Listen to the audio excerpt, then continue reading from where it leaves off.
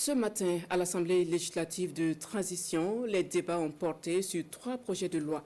Il s'agit du projet portant ratification du protocole de la Charte africaine des droits de l'homme et des peuples relatif aux droits des personnes en situation de handicap.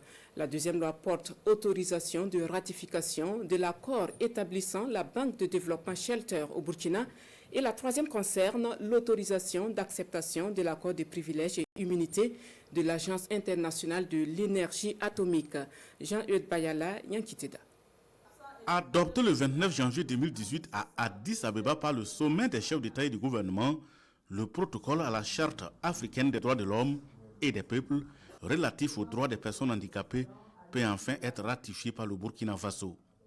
À l'unanimité des 67 votants du jour, l'Assemblée législative de transition donne quitus au gouvernement. Avec la ratification de ce protocole, le Burkina Faso va bénéficier d'un accompagnement plus accru de la part des ONG et des partenaires au développement pour le financement des projets inclusifs. À travers la ratification, le Burkina s'engage à garantir davantage les droits humains et surtout promouvoir et protéger ceux des personnes handicapées. Cela témoigne du fort engagement et de la forte détermination des nouvelles autorités pour accompagner les personnes handicapées, afin que ces personnes aussi se sentent concernées dans le développement du Burkina Faso, que ces personnes sentent qu'elles ne sont pas du moins marginalisées et qu'on peut compter sur elles, sur tous les plans, dans tous les secteurs, dans le cadre du développement de notre cher pays, le Burkina Faso. À cette séance plénière du jour, le Parlement burkinabé donne également son accord au gouvernement de ratifier l'accord sur les privilèges et immunités des fonctionnaires de l'AUEA, l'Agence internationale de l'énergie atomique. Par cet accord, il s'agit de fluidifier les activités de l'agence au Burkina Faso par une réglementation beaucoup plus saine.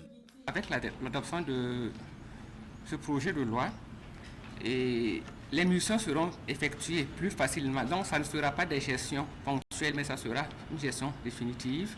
Et si toutefois le gouvernement se rend compte que la personne abuse de ses privilèges et lois, des réserves peuvent être faites. Ces privilèges et immunités même du moins peuvent lui être retirés. Le troisième projet de loi soumis pour adoption ce jour à l'Assemblée législative de transition porte autorisation de ratification de l'accord établissant la Banque de développement Shelter, adopté le 5 octobre 2023 à Alger. Il s'agit ici de permettre au gouvernement d'accroître les parts du Burkina Faso pour investir dans l'immobilier. Que ce soit au niveau des populations rurales ou urbaines, le logement est vraiment un problème très crucial.